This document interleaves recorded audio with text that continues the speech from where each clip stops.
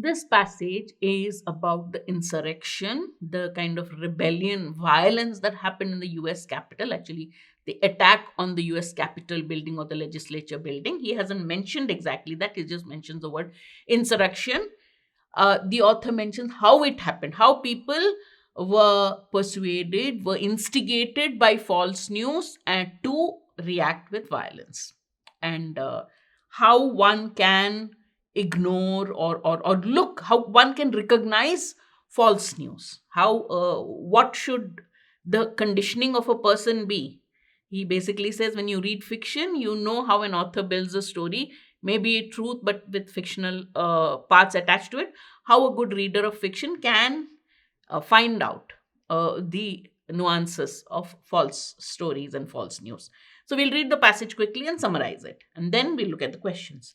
In the US, we're feeling the sickening after effects of an attempted insurrection committed by people, many of whom before that day had never acted against their country or shown the least sign of being violent. We're talking of that one act of violence going against the country by people who'd never acted against their country, who'd never been violent.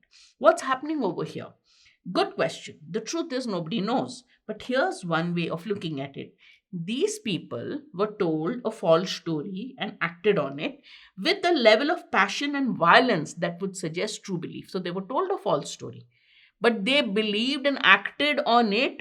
They acted on it believing their action makes us believe that they thought that false story was true. They believed it.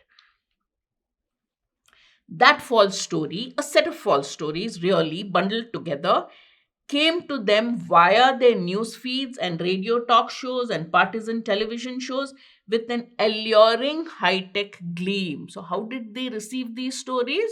Through all these channels, right? News feeds, radio shows, TV shows, with all the high-tech involved in the glamour. In the face of this onslaught, their story receptors provided inadequate to the movement. You have story receptors, your mind proved inadequate to the moment, and they exhibited a failure of what Hemingway calls one's built-in shock-proof shit detector.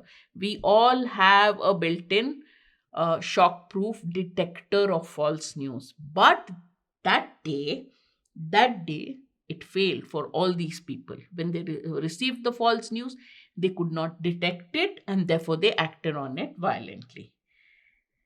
The stories these people fell for were laced with agenda, told with profit, designed to agitate, titillate, divide, and antagonize, thrown together quickly, misshapen by the demands of the delivery vehicle, which limited the number of characters used or prioritized likes and shares. So basically, this is we talking of social media, Twitter and WhatsApp and Facebook, maybe. The stories were laced with agenda. So there was an underlying agenda.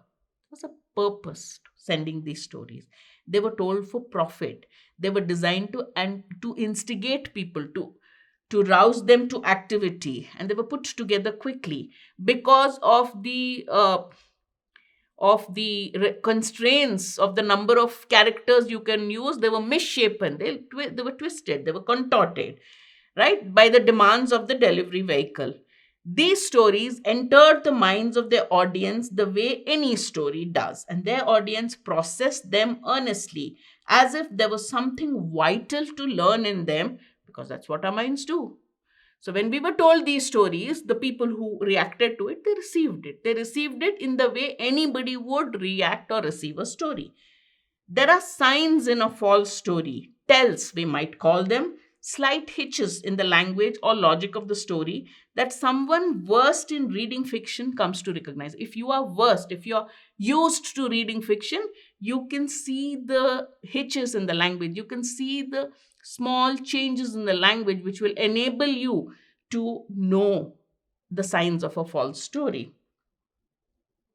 We convinced by a passage in a story or not. By that, we learn that language comes especially alive when truthful. So you are convinced by a story or not convinced by a story, by the language. If that language speaks the truth to you, then it comes across. You're convinced by it. Our minds learn to sense when a narrative is in harmony with the actual and when it isn't. So our mind knows when a narrative is in harmony with the actual, with what is truth, and when it is not. Tom ran across the fresh cut grass, which smelled as all fresh cut grass smells of kerosene. Strikes us as false. Fresh cut glass doesn't smell as kerosene, like kerosene. This, written by Tolstoy, about two men riding through a blizzard in a horse drawn sled, strikes us as true. What is that? The snow was falling from above, sometimes rose from below. The horse was evidently exhausted. His hair had all curled up from sweat and was covered with hoarfrost, and he went at a walk. See the vivid description. There was snow everywhere, the horse was cold, the horse was wet, and it just couldn't move. Therefore it was not it was going at the pace of a walk. This resonates the truth with us rather than the passage on the statement on the grass smelling like kerosene, which is ridiculous. That rising of the heart to that second example is the feeling of one's bullshit detector being tuned. You know where the true story is, you know where it is. Who am I? Everybody. That is the idea on which fiction is built. You can relate to the story. You can relate to the characters of a story. I am everyone. Who am I? I am everyone. And that is the basis of fiction. Now, I'm not suggesting that the way to head off future insurrections, the way to prevent future insurrections, is to require all citizens to read classic short stories. So he's saying, I'm not saying that all citizens should read classic short stories. That's not what I'm saying. Not everyone is susceptible to fiction's charms. Not everyone likes to read fiction. And anyway, people have been reading literature before, during, and after every catastrophic period of history. And readers of literature have at times been leading the mayhem. So he says, I'm not saying that reading short stories, classical short stories, is the way to prevent insurrections. In fact, he says that readers of literature, people have been reading literature before, during, and after catastrophic events. And in some cases, readers have led the chaos during any insurrection. Yet, in this beautiful essay, This Is Water, David Foster Wallace talked about the power of choosing to subvert or interrupt our default settings. So there's this famous book, beautiful essay called This Is Water by David Foster Wallace, where he says, you can subvert, change, or interrupt our default settings on what to accept, what aligns with the truth and what doesn't. About consciously transforming our internal narratives regarding annoying people around us, those in those cars in that checkout line. So how we can change our internal narratives about people who irritate us. What went unstated? So in this essay, David Wallace Foster said this, but what went unstated but was implied in the passage is that immersion in art can be a way of training ourselves to enact this interruption of our default settings. If you're immersed in art, you can interrupt your default settings. You can change the narrative. You can change. This is the ending of the passage. Okay. All right. Why does the author mention fiction? To tell us how a work of fiction or readers of fiction can, from the language of fiction, know a false news from a true one, right? Readers of fiction know that a piece of work is truthful when language becomes lively and animated. Is that the point? Does he say the language comes alive with truth does not mean the language becomes lively and animated. He says language comes alive when it points to the truth.